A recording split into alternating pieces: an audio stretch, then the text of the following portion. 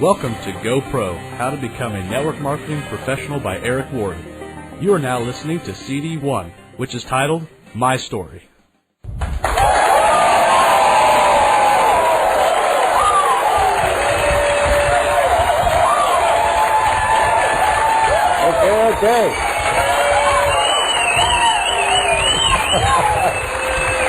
All right.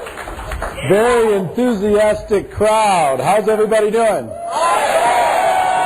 Amazing. Well, listen, we've got a great 8 hours to spend together. We're going to spend some time together. I hope you have some notes. I hope you have something to be able to capture this day. We are recording it for audio cassette. Boy, did I just age myself there.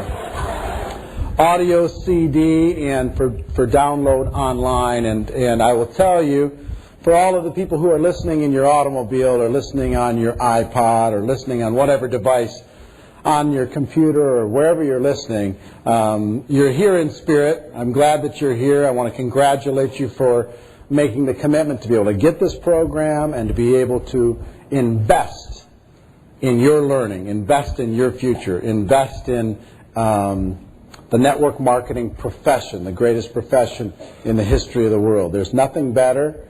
There's no better way to be able to go out there, make a living, to be able to go out there, have an impact, to be able to go out there, leave a legacy than what we have in our hands. And today is about learning how to become a network marketing professional.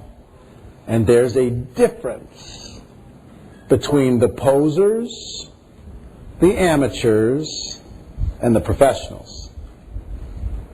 Now I want to talk about that in part of this first program. I'll tell you up front, I'm not a big rah-rah guy.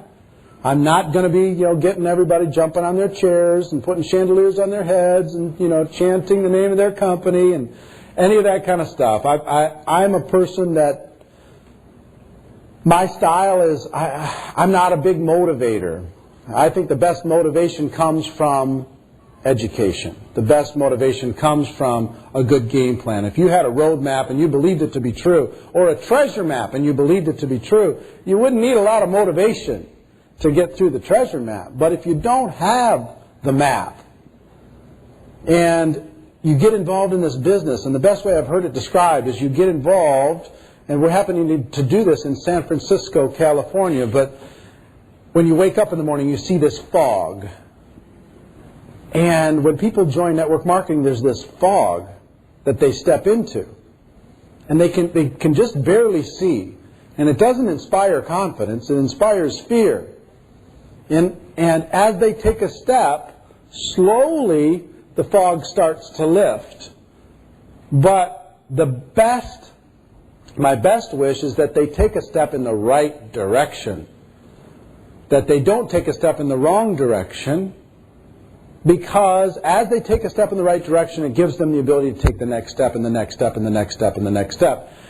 And I will tell you, I'm going to say this up front, and I'm going to say this a lot of times over the course of these 8 hours, is I'm going to ask you to forgive yourself as we start the day.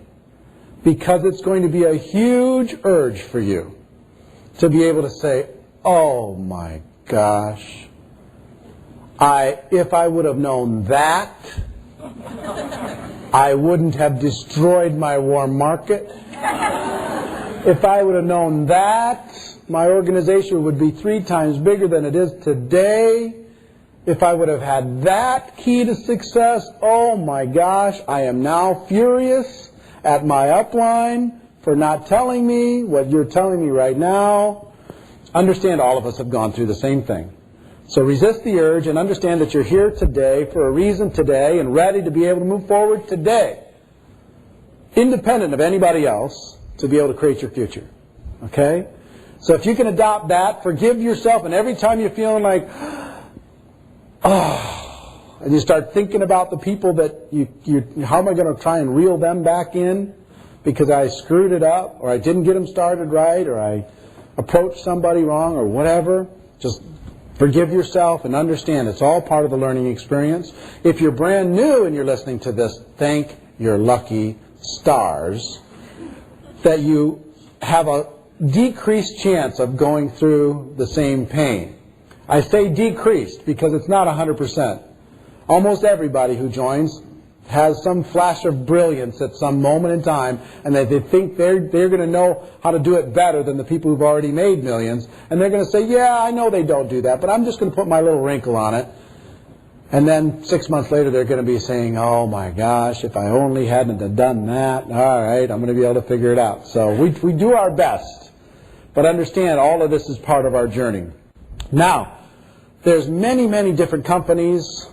Inside of the Network Marketing Pro community, there's an estimated about 80 different companies that participate and plug in and communicate with each other in a very kind of brotherly, sisterly way. Not to recruit each other, but just to have peers in our profession. And all over the world, too. We have, this will be translated into many, many different languages. And in this room, I think we estimated we had something like 17 different countries represented just in this room. So there's going to be a lot of jargon. Translate jargon. There's a lot of specific language that you use in your company that's going to be slightly different in another company. What one group calls a meeting, the other group will call a briefing, and the other group will call a mixer, and the other group will call a party. So don't get hung up on that. The jargon is going to change. I want you to focus on the concepts. The concepts will set you free. You can adapt to whatever jargon or translation in your part of the world in order to be able to make that happen. My goals for this program is that you learn to become independent. That you learn to become independent in this business. You are no longer dependent on an upline. You are no longer dependent on someone else to show up and make you become what you could become. You're no longer dependent. You are now independent. You have the ability to grow your business. You're not counting on anyone else. You'll utilize other people as a resource, but you don't need them after this program. And I'll tell you, listening to this once, taking notes with it once will help you, but it's not the end.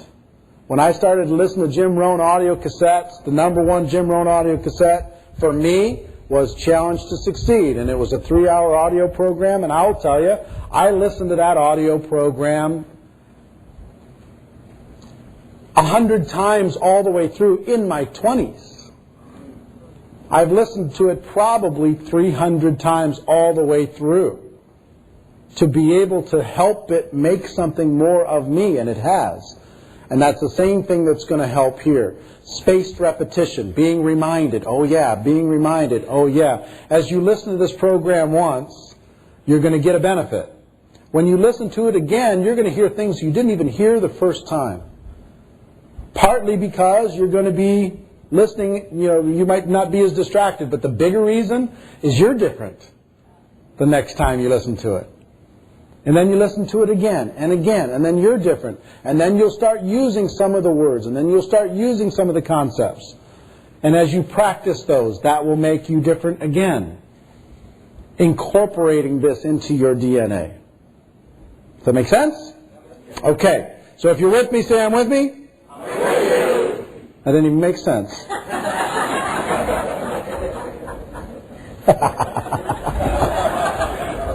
So, goal number 1 is that you become independent. Goal number 2 is that you use this information to face your fears. The #1 block we have in network marketing is fear. Fear of rejection, fear of doing something new, fear of being in business for yourself, fear of going against the crowd. Fear. Number 3,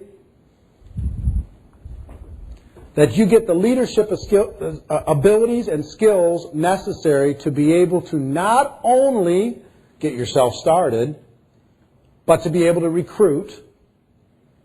That's the biggest block to get somebody in the business. A lot of people think that's the #1 skill. It's not. It is an important skill. It's a gateway skill. It'll get you in the game. But then we have to learn how to get duplication happening in the organization. It's a completely different skill. And then we have to learn how to have leadership development happening inside the organization. It's a completely different skill.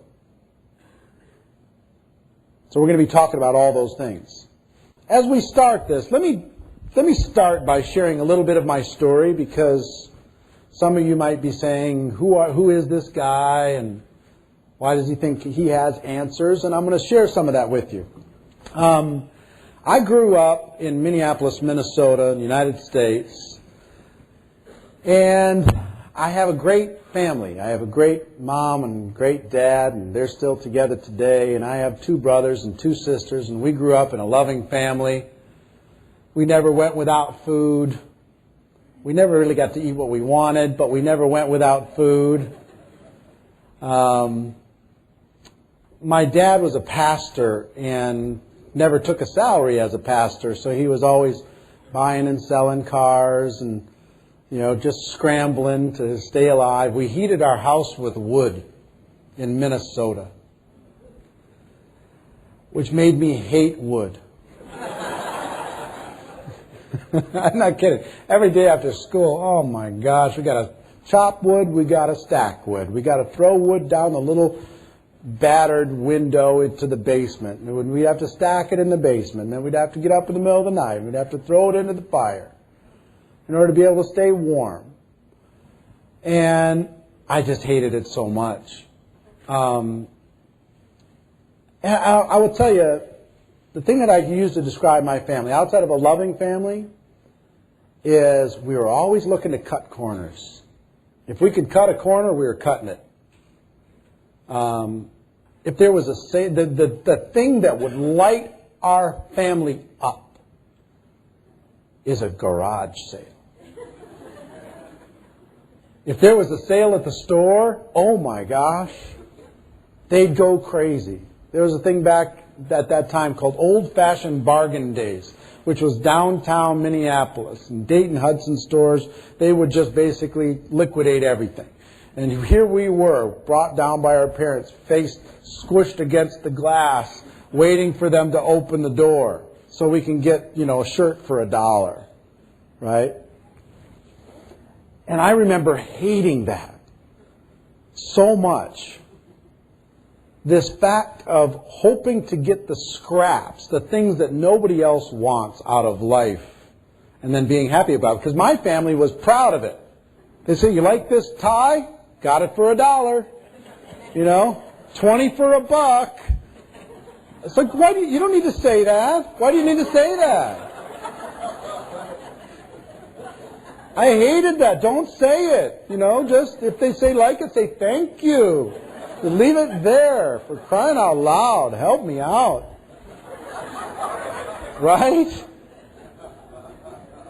And here's the visual picture I had in my mind. If you've seen these movies where there's the king and the queen and the prince and the princesses and the whole royal court, and they're all around a huge banquet table, and you can just see the table mounded with food.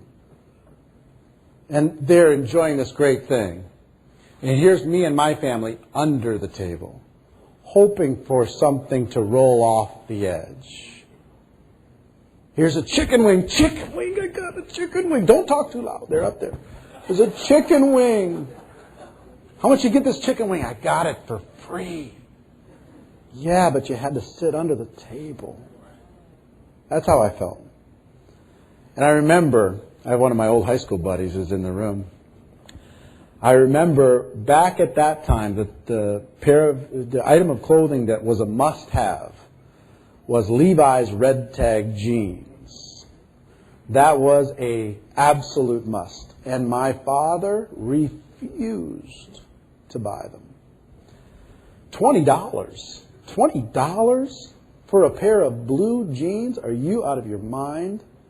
And I'll never forget, one day he comes to our house and he brought me 10 pair of Rustler Irregulars, which is an oxymoron.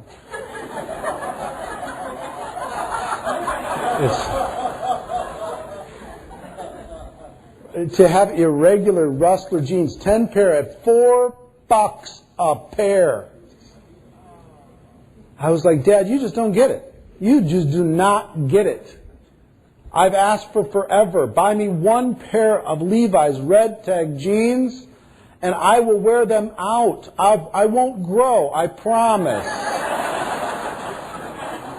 But instead, you spend $40 on 10 pair of Rustler irregular jeans. And we had one of the biggest fights we ever had. He said, you're living in my house. You know, you don't have a job.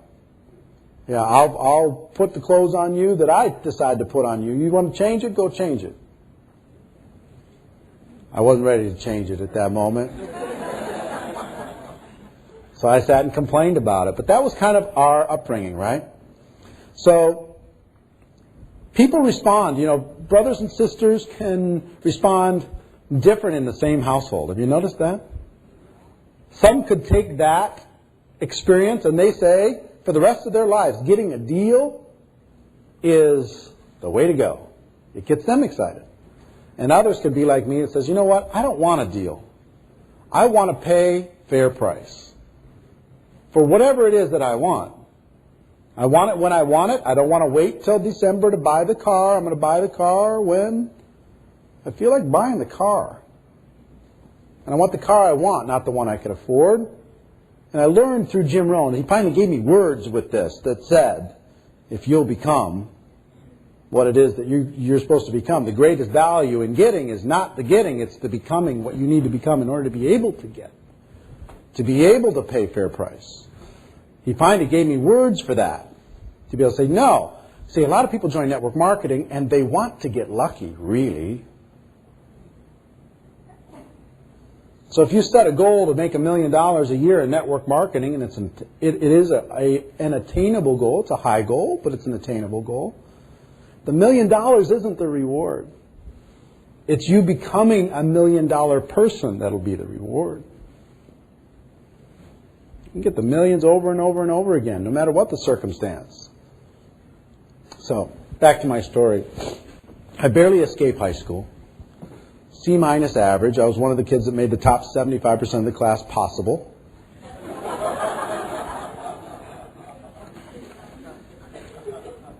I failed shop class in the last semester. I had to do some negotiations in order to be able to get out. I think they got together, huddled together, and said, you know what, do we really want him back? Let's go ahead and let him go. And I applied for college that all of my friends were applying to, and they all got accepted. Every one of them. I didn't. And I got my rejection letter the day of my high school graduation party. And I remember standing in the garage reading this letter, saying, all my friends are going to go, and I'm not. All right, well, let's see what I'm going to do. So I went to community college, which was, if you had money, you could go. You know, a little bit of money, you could go. They didn't look at your SAT scores or anything. They didn't look at your grade point average, and I got in. Woohoo! I got accepted. Everyone gets accepted. Don't get too excited. And I did it actually to play football. And my friend David and I, we both played football, and I decided I was going to go play football. So I worked out like crazy in the summer. We went to Normandale Community College to play football, and signed up for my classes, and lived in the basement of a friend's house that lived close to there, and had a motorcycle that was an ancient brown pinstriped motorcycle. In the winter in Minnesota, that I'd drive this thing the 2 miles to the community college and back, and went out for the team, and I made the team. Second string. I wanted to be linebacker. That wasn't going to work when I saw those monsters that I was up against. But I made the team as a second string center. As I played that in high school, and which meant I went against the first string defense every day in practice. And I'm telling you, the team that I was on was undefeated. They won their bowl game 49-0 at the end of the year. and they were full of all-world ex-convicts. It was like the longest yard, man. There's one guy I had to go against. His name was Brinks House. He was 6'6", 255, all-American, and had been out of prison for 6 months, okay? I'm not kidding. And he thought I was the funniest thing ever. This is fun. All right. One time he tackled me and the quarterback, cracked 2 ribs. I was up like this, bam, cracked 2 ribs. So I'm like 2 months in. I made the team, okay? I got a separated quadricep muscle on my right-hand side. I got a separated shoulder on my left-hand side and 2 cracked ribs. And you see these people that play through cracked ribs? I'm sorry, I don't know how they do that until they have major drugs, because they did not have major drugs when I was there. You know, they just tried to play with a flak jacket. Yeah, right, flak jacket. So at this point, I'm sitting in the, like Rudy from the movie, you know.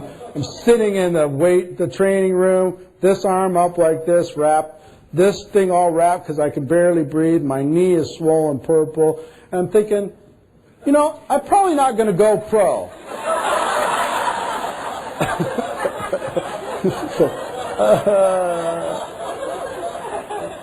This is awful.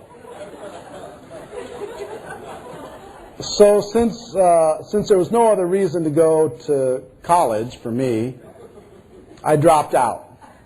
I have, just so you know, I have a 2.0 GPA. I have 8 credits to my name. I started with 16 credits, and I found out you could drop credits, and they didn't even care. You just had to pay for it. I was like, sweet! This is great. So that's my official college resume. So I go from there, and I end up in a bunch of dead-end jobs. I psych myself up and I tell myself this story. You know, that's fine. College isn't for me. I'm going to go make my fortune in the world. I'm going to make my mark on the world. World, get out of my way. I'm going to tear this thing up. And I proceeded to have 18 jobs prior to getting involved in network marketing in 4 years. That's not easy to do. I mean, if I set that as a goal for you, think about it. You have to find the job. You have to apply for the job. You have to get accepted to the job. You have to get a little training for the job. Start work. Get fired. Find the next job. I did that 18 times. For real. I was a dock boy at a boat rental business. I was a bag boy. I bagged groceries at Super Value grocery store. I roofed houses until I almost died. Roofing houses. Anybody in here ever roof houses, put roofs on houses? Anybody still do it? Not a single hand up the second time. You know why? You're going to die. Just give it enough time. It's going to happen. Any of those guys that raise their hand, just go ask them, hey, do you have any stories? They'll go, oh, I have some stories. My last day roofing, I'll tell you quickly. I'm up on this roof. It's 3 stories up, this house. It's pitched pretty steep.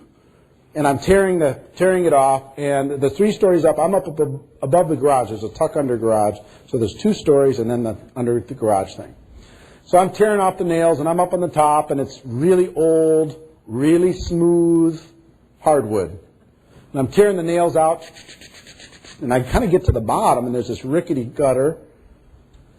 And I'm like, okay, I got to get back up. So I start crabbing my way backwards, you know, and I get about halfway. And then I start to slide. And I'm picking up steam, and you don't yell. When you're about to die, you don't yell. That's just in the movies. You don't yell when it's really happening.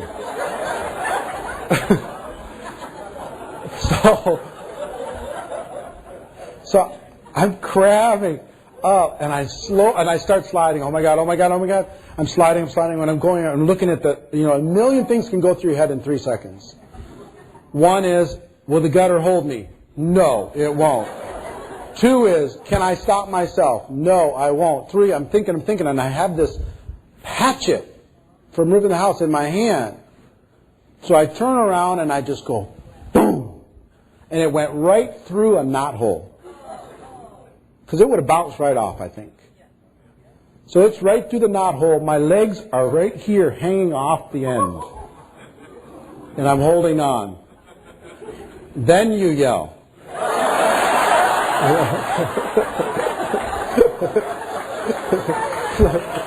Somebody come save me. So they pulled me up. I went down and I sat down on the ground like my eyes were, big as saucers in a coma. So you know what? For $5 an hour, I don't know if this is really the place where I need to be. This might not be my future. So that was my last day roofing houses. I cooked steaks at T. Wright's restaurant. I was a busboy at Perkins' restaurant. One of the most miserable places, because you know what? My dad said, go get a job. I don't care, get a job. If they're hiring, get a job. Start working somewhere, get a job. So I got a job at Perkins' restaurant, which is kind of like a Denny's up in Minneapolis. And it was where everyone from church went every single time after church. And I was bussing tables, and they scheduled me every single time after church. And it was the most, they're like, oh, Eric, how's it going? And I got my brown smock on. I'm not hosting. I'm not pretending I'm somebody. I'm cleaning up dirty dishes. It was miserable. I hated it so much. I sold the Cambridge diet plan. There was a diet powder back in the day called the Cambridge Diet. A few of you might have heard this story. My mom was selling it. And they had these, it was like a tin filled with powder. And you would make these shakes, and you'd eat those shakes instead of a meal, and they were selling this Cambridge Diet thing. And my mom had a suitcase filled with these little diet tins. So I'm sitting at home watching General Hospital. No money. All my friends are off at college. And I said, you know what? I bet I could go sell this diet program. We lived kind of on a rough side of the tracks, but we lived close to some fairly wealthy people. So I'd never sold anything in my life, never wanted to sell anything in my life. I said, okay, you know what? I'll put on my one little JCPenney suit that I have, and I'm going to get in the family truckster, the station wagon, with the wooden panels on the side. And I'm going to take that Cambridge Diet, and I'm going to go knock on doors until I find somebody who wants to lose a few pounds. I'm just going to do it. So I get in, put my little suit on, and I put my little Cambridge Diet program suitcase in the thing, in the car, and I drive to the nice neighborhood. And then I drive through the nice neighborhood. And then I drive back through the nice neighborhood. And I drive around, and I don't like that house. We'll start with a different house. Well, this neighborhood looks a little sleepy. Let's go over here.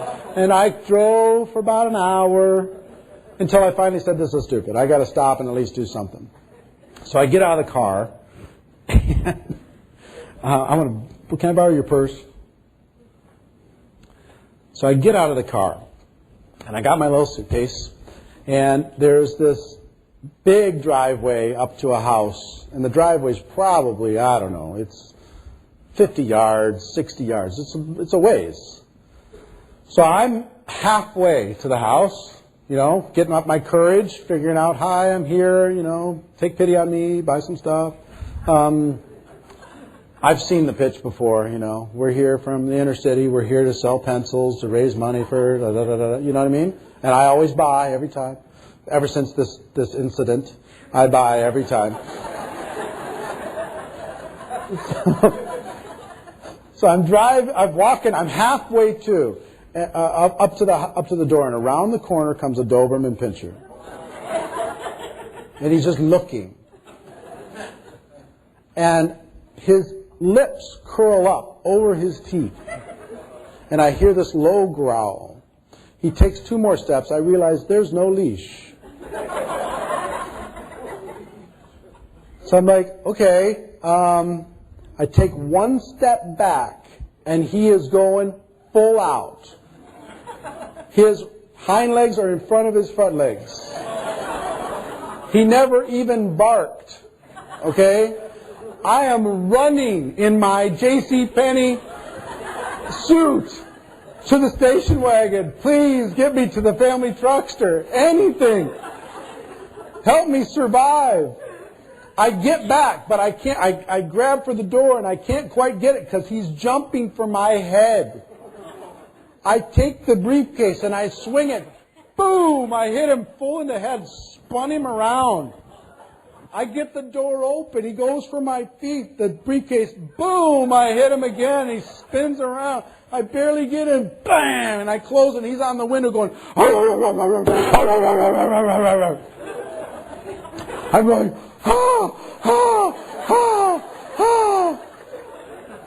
Oh my God! So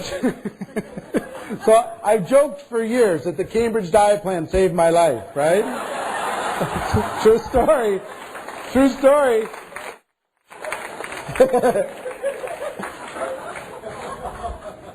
I'll tell you what happened to me, what that did to me. Do you think I went to the next house? I'm done forever. Somebody says, sell something, I go, all I hear in my ears are, no, hide me somewhere inside your office. That comes into play later on when I get introduced to network marketing. Believe me, psychic damage was created in my brain. So I went home. I never even told anybody I left. Until years later, packed it back, Cambridge diet, whatever, Mom, love you. I mean, I crawled under the covers for a day, turned the TV on and just turned my mind off. From there, I was a host at the Roadhouse restaurant. My job was to be there at 6 a.m., write the specials up on the board, and then welcome people in for breakfast. Big problem with that. They opened at 6 a.m. So because I am who I am, that's not a good time. So it didn't last very long there. I won't give you all of them, but I was a waiter at Ember's restaurant. I got fired after I had eggs blow up in a lady's face. Do you want to hear that story real quick?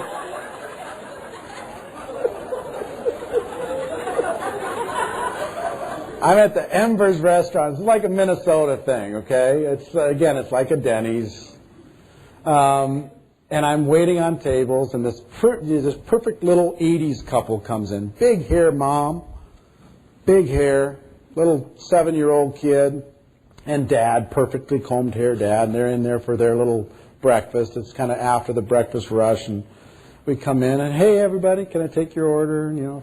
And they take their order, and she says, I want poached eggs firm. Poached eggs firm. Got it. I understand. Said, no, do you understand? I really want poached eggs firm. I said, absolutely. You know what I do? I write it down here. I bring it back to the cook, and they see poached eggs firm. They cook it how they cook it. I bring it to you. That's what you do, right? So she says, okay. So I go back, and I bring out their breakfast. Here it is. Boom, hand it off. And she says, does this look firm to you? Does this look firm to you? And I'm like, I don't eat poached eggs, but if that's not firm to you, I'd be happy to bring it back and have them take care of it. So I bring it back to the cook, who I swear on my life had 2 huge hairs on the palm of his hand. Big, thick ones. And they had to have gloves, special gloves on when he cooked because the owners just thought it was the most freakish thing ever. I don't know why I told you that piece of it. It's probably not relevant, other than you don't want to have breakfast. But she says it's not firm. And he says, okay. And he cooks it a little while longer, and I bring it back out. She's irritated now because everybody else is eating, and she's not into her breakfast. And she said, this is still not firm. Does this look firm to you? Does this look firm to you? And I'm like, So I bring it back.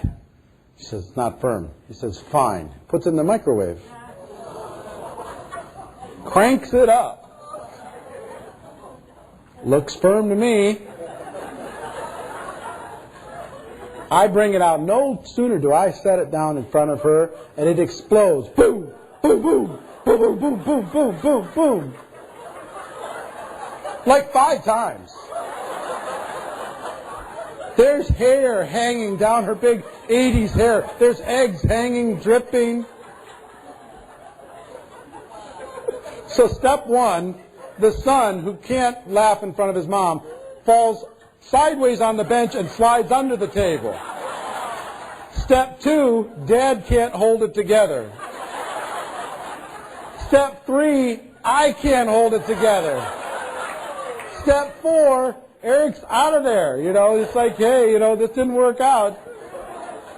So anyway, the things that happen in restaurants, most of them you don't want to know. From there, I went to become a janitor at a community center. I cleaned out garbage at a community center. I was a courier for a shoe sales company till I crashed the car.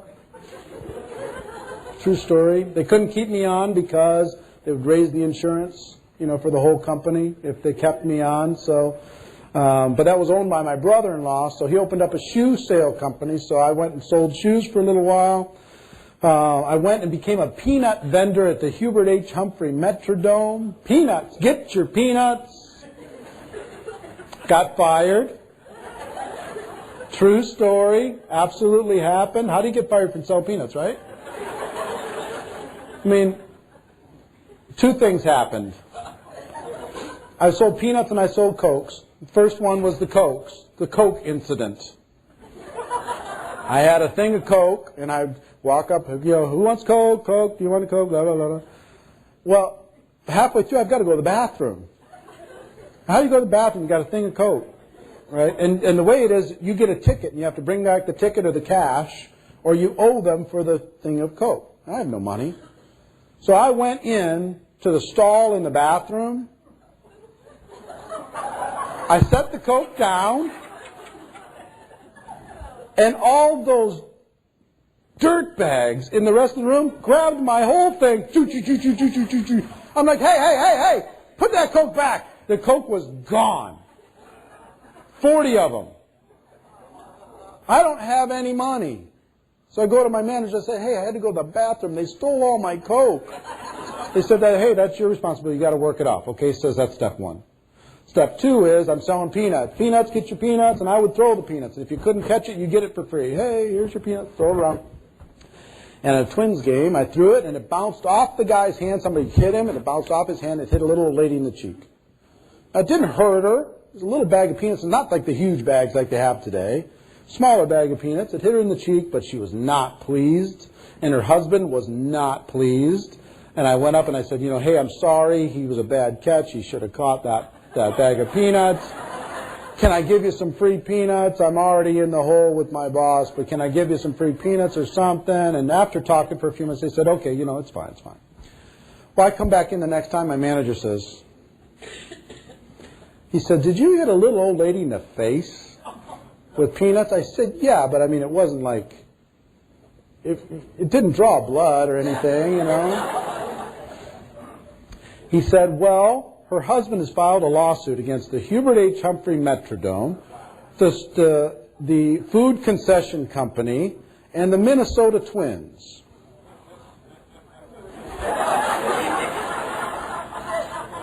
And part of the lawsuit is, if they fire you, they drop everything. I said, well, it was nice working with you. I went across town where they did the ice capades and Disney on Ice, and I did the same thing there for about 2 weeks till they said, we heard about you. For real.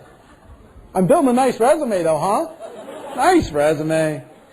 From there I managed a sun tanning business, ultra bronze sun tanning business, owned by my father and his partner. I painted houses because they got into real estate, did my house painting career. And then I sold residential real estate. That's the last thing I did before network marketing. And it did so well, I I only got the job because my dad and his partner owned the place, and they needed somebody to show these houses, and they had a bunch of houses. My first year I made $45,000. Not bad, right? Age 22, come on. Not bad, 1987. Problem was I only spent 60. And I didn't save anything for taxes. So this is January, and I'm, are you seeing a pattern here in my life up until this point? Is this person high up on your prospect list? $5 an hour guy, 18 jobs before he's 22, no college, no discipline, no experience. But my dad's partner one day says, hey, come take a look. We're going to go at lunchtime. We're going to go to this guy Charlie's house, and we're going to take a look at this video. He's got something we might be able to make some money with. And I hear money, but more than that, I hear lunch. If I go with them, they usually buy. All right, I'm in. Lunch. So we pile in the car, get away from the real estate office, and we get there.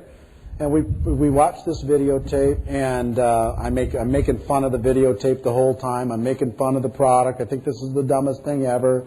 I'm acting all cool. And until they said, look, we're going to do this with or without you. We hope you do it with us, but if you don't do it, it's okay. You can go back to the office and keep selling. And So I changed my tune real quick because I didn't want to get left behind. They were more powerful and successful than I was. If they were going to do something, maybe I could go along with them and benefit from it. And something happened, and this is an early lesson for your notes. Something happened when I walked out the room. I walked out, and we were getting ready to get in the car, and I was about, 15 feet in front of John Joyce, who was my dad's partner at the time. And John was talking to Charlie, and John said, see that kid? I think he's going to do better than all of us in this business. And I heard it. And I don't know if he did it on purpose. So still to this day, I don't know if he wanted me to hear it, but I heard it. And I believed it. And I said, if he as a millionaire thinks that I've got something, maybe I can borrow that belief. And I will tell you, that phrase that came out of his mouth kept me in the business for the first 6 months. Without that phrase, I'd have been gone. If he would have said, I don't know about that kid. I hope this can be an answer for him. When I hit my tough time, and you'll hit your tough time, I've hit my tough time. When that happened, I would have just bought that story instead of the one that said, no, I believe he's the one. He's Neo. He's the one. And before that movie, The Matrix, came out, I believed I was Neo. I was the one. I was developing. I still had my stuff. I hadn't stepped into myself yet, but I was that one. My first month's check.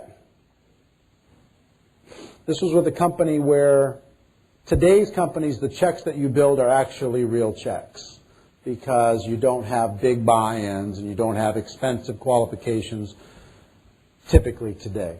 In the company that I got involved with, you had to do $5,000 in personal sales every month in order to get a check. So it was challenging, very challenging.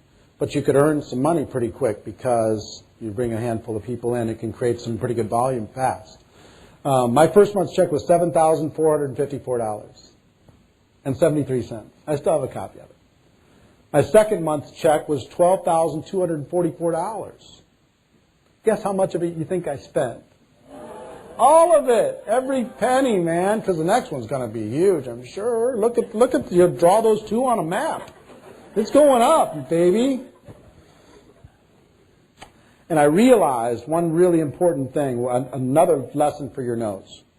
From time to time, you might be in the right place at the right time. You might be there when a country opens up. Or you might be there when there's momentum, and all you have to do is be busy. You don't have to be good. And by being busy and being around other people, and you're plugged into the right situation and timing and positioning, your income might take a lucky jump. But if you don't become as a person, whatever your income is, the income's going to come back to whatever you are. So if you've had higher income in the past in network marketing and you haven't been able to get back to it, it's about you. It's not about the timing and positioning. It's the difference between amateurs and professionals. I was a rank amateur. I was really a poser for the first 3 months. Because guess what my third month's check was? If you go back to my jobs, my 18 jobs, my average job was about 90 days per job. My average income was about $5 an hour. So my third month's check was $1,098.60. And I was furious. I was stuck. I didn't know what I could do because I'd walked away from real estate. As soon as I got that first check, as soon as I knew the first check was coming, real estate was over. So I got $1,098 and I had my blame list ready to go. My upline said they were going to support me. They didn't do nothing. My downline said they were going to work. Bunch of lazy liars. They say this product sells itself. That's not true. Meetings here are crap anyway. When was the last time somebody trained me? I had my list. And for 72 hours I quit. I quit. I'm done. Until I realized I had nowhere to go where I could make as much money as I could make going back to the thing that I was really angry at and facing it. And I will tell you, for the next 30 days, that's what I did. I got out of bed angry. I went to build my network marketing business angry. I tried to hide it best I could, but I did it for 12 hours a day, hating it the entire time. Hating it. Mostly the anger was at me. And I will tell you, I don't know if this has ever happened to you, but I kind of felt like this was my last chance. And that sounds silly to say at age 23, but I felt like maybe this is my last chance. I've been given all these other chances. I've been given all these opportunities with a great family, and I blew it, and great educational system, and I blew it, and all these opportunities with jobs, and I blew it, and I was developing a rap sheet, not a resume. And I thought, maybe this is my last chance. This is a big test for me. And you know what was the greatest gift that ever happened to me? If somebody would have shown up and said, I'll give you a job right now, today, for $50,000 a year, but you have to work for me for the rest of your life at $50,000 a year, I'd have taken it. I'd have taken it. And I would be miserable today. But thank God, the Garth Brooks song, some of God's greatest gifts are unanswered prayers. Nobody showed up. I don't tell this very often, but there was a time I was driving home to my parents' house because I had no money. I was embarrassed. I was behind on life. I was behind on my bills. I was behind on my promises. And I was working hard. I was still working on my blame list. And I literally got so angry at God that we had it out. I don't know if you've ever done that, but I literally pulled over and screamed at God in the sky. I got out of the car. I don't know if you've ever been there. But I said, you know what? I'm not living like this anymore. I'm tired. Will you give me a break? Please. Will you? And you know what I think God did at that point? He or she just smiled, knowing that He'd already given me the break, that I was on the journey, that the discovery was happening inside of me. It wasn't going to be someone discovering me, someone. That it was a journey I had to take on my own in order to be able to get there. At that time, it didn't seem like a turning point because I just was still mad, still upset, got back in the car and drove down the road feeling like an idiot. But later I realized that was a turning point to be able to say, God just said,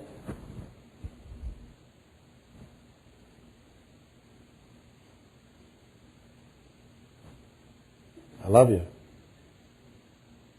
But you got some stuff to figure out. I've given you a tool to do it. I've given you the best profession in the world to find yourself. And start the journey. Let go of the blame list.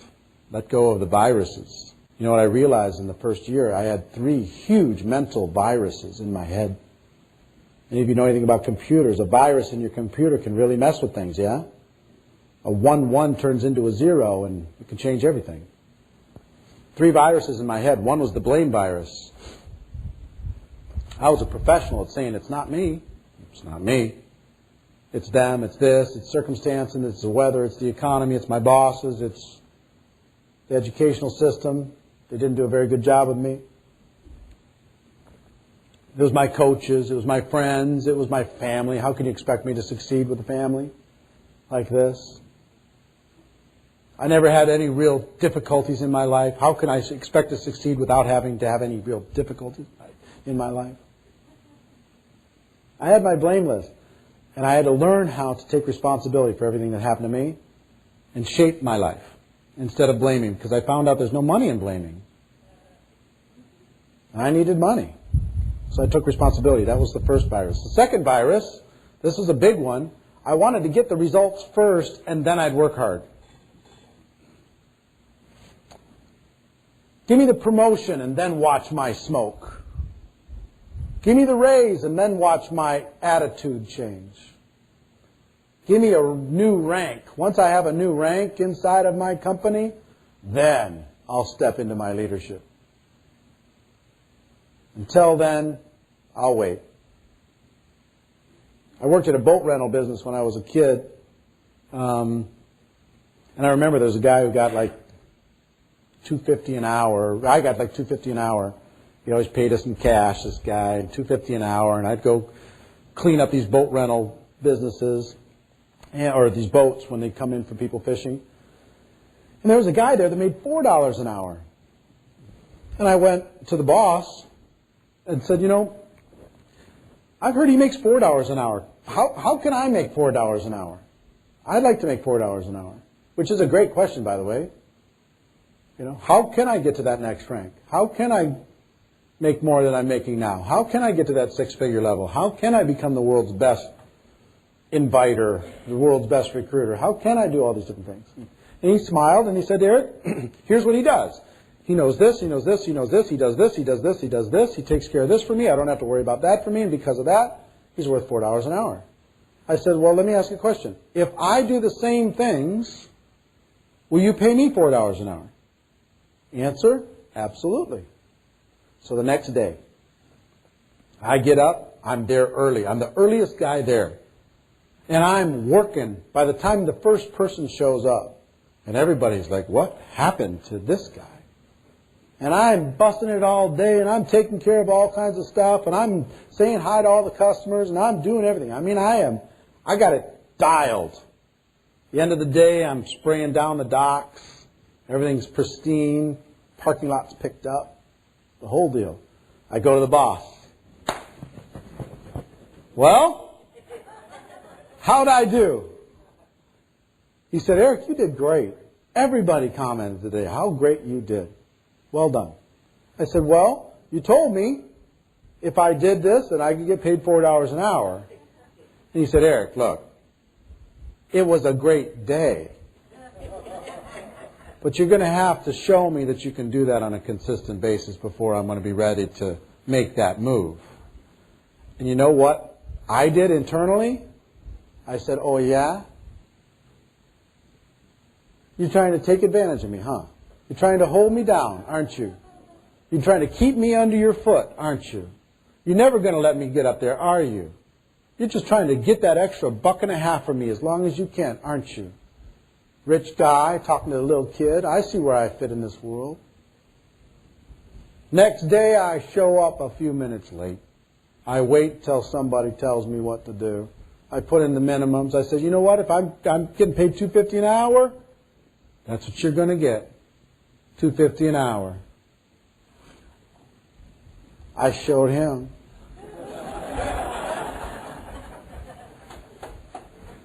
Now, I repeated that everywhere. When you make me a manager, then I'll really pound it. I know I'm a busboy now, but when you make me a server, then I'll do it. You know? So the biggest lesson for me is I realized life doesn't work that way anywhere.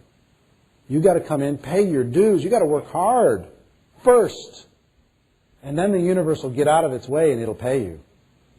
But in network marketing, people join and they immediately want an exact return of money for their time. And that's not how it works. You're going to have to invest a lot of money. You're going to be underpaid for quite a while. Then you'll be fairly paid for a pretty short period of time. And then you're going to be overpaid. Today, I'm overpaid. There's no corporation in the world that would pay for me how much I make. For what I do? Nobody. Nobody.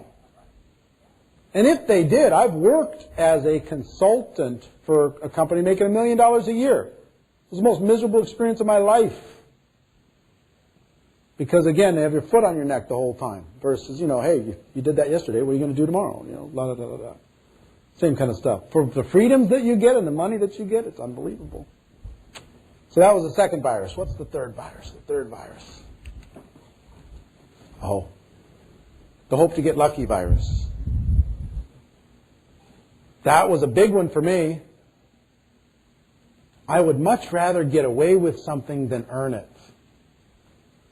There's something in my DNA that got excited about cutting a corner and getting lucky and figuring something out. And I'd much rather sneak into a room like this than pay the $50 to get into a room, just for the thrill of it. And I finally learned, when you shift that and say, I would much rather earn everything than get away with anything. I would much rather be good enough to attract 10 high-level, high-income, high-earning people in my business that I personally bring into my business than to hope to luckily find one or two. That's a different mindset. This is part of my becoming. Those viruses, and all of you have some viruses in your brain. You got to look at those and say, what are the things that are holding me back, and what can I do to change them? The hardest thing to do today was to try and get this, all that I'm going to share with you today, into 8 hours. It's the hardest thing, because really, it's a 3-day seminar is what it is. It's about 30 hours worth of content, but we're going to do our best. I've gotten, in the last hour here, I've gotten half of the first session in. My biggest thing that I wanted to say to you, as far as my story, and my story continues today, the biggest thing that I want to say to you that is, your past does not equal your future. That's true for the super successful in this room, and that's true for the people who haven't had success in this room. That's true for the people who are grinding it out in this profession. Your past doesn't have to equal your future, only by choice. If you decide to take it to another level, you can take it to another level. If you decide to reinvent yourself, you can reinvent yourself. Some people say, well, people can't change. I'm sorry, that's not true. Leaders are born, not made. I'm sorry, that's not true. If leaders were born, what happened to me then? My 18 jobs and my C- high school and my 2 credits or 4 credits or 8 credits, whatever I have, in community college. My blame list and my bad programming and all the things that I had to get through. How was I able to make this thing happen? Because people can change. People can grow. People can get better. People can do things different. So I will say to every audience listening to this, if you're brand new and never been involved in network marketing, your past doesn't have to equal your future. If you've never had success in your life at anything, your past doesn't have to equal your future. If you've been in network marketing and you've struggled and you haven't figured out how to crack the code and you've been frustrated watching other people do it, when you haven't done it to the level that you want to do it. Your past doesn't have to equal your future. When you have had success in your life, and then you desperately need to get back there, and you're going, you know what? I paid my dues. Your past doesn't equal your future either. You think you paid the price, you're going to have to pay it again. This is a new skill set. It's a new skill set that you have to develop. Too many people rely on their past if they've had success to be able to create success for them in the future. That's like hoping to get lucky. Isn't it better to develop the skills so you don't need to get lucky? Wouldn't that be better?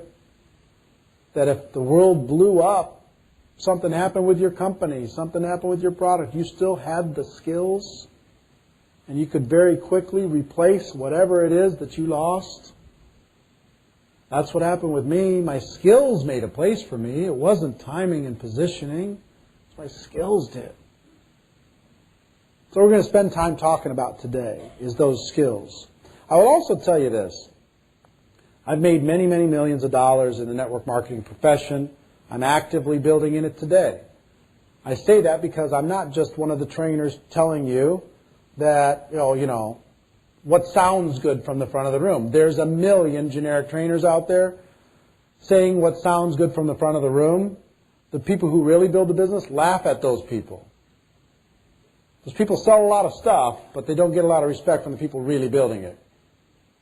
They prey on the fears of the new people coming into the business, but they have no experience. I'd want to learn from somebody who's doing it and has done it. Not 30 years ago either. I'd want to listen to somebody who's actually sponsored somebody in the last year, actually recruited somebody in the last 6 months, has gone to a presentation where there was no guests and nobody showed in the last 90 days. I want to listen to that person versus somebody talk about what they did 10, 15 years ago. There's a difference. I'm not the best at this, but what I think I am is one of the best collector of ideas inside of network marketing. What you see when you see Network Marketing Pro is just an idea that I collected and I passed on. An idea that I collected and I passed on. And all of today is going to be about ideas collected and passed on and used to create a framework to help you become a professional. I've learned that from being a low-level distributor, a medium-level distributor, a high-level distributor. I've been a president of a company. I've been an owner of a company. I've been consultant to the profession. And even doing all that stuff, I will just tell you, the only way to go is to be a high-level income earner in network marketing. It's the only place to be. You could offer me ownership in any company in the room, and I would decline. I don't want it. There's nothing like the freedom of building your own dream. There's nothing like the freedom of building what you want. There's nothing like the freedom of creating real residual income. We do have a better way. It's not just a slogan. It's a fact. We have to do better at telling other people. We have to do more about telling other people, and part of that is getting our heads right. What I want for the rest of this session is for you to become so powerful that the world naturally attracts to you. So confident that people are always asking for your advice, whether or not they're involved in your profession. So amazing and skilled that people would pay for your time just to be able to have some of your ideas rub off. What I hope more than anything is you steal all of my ideas. Take them all. Give me credit one time and then keep them forever. That's the rule inside network marketing, if you didn't know. That's the general rule. We give them credit once, and then after that, if we keep it. So really what I want more than anything is I want all of you to be able to develop all this stuff, get an arsenal of information, build up your skill set, take your business and your life to a completely different level, and if you do, then you're ready to become a network marketing professional. Thank you guys very much. I appreciate it.